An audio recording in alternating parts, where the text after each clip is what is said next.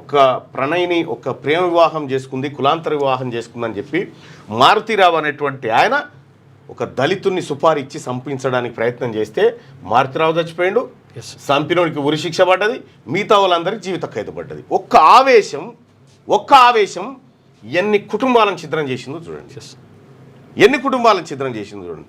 వీనికి అతిట్లుండే ఆదిపూర్ అనే పేరు ఎటువాడు శ్రీనివాస్ రెడ్డి ఉన్నాడు, ఇప్పుడు చెల్లపల్లి జైలు ఉన్నాడు వాడు.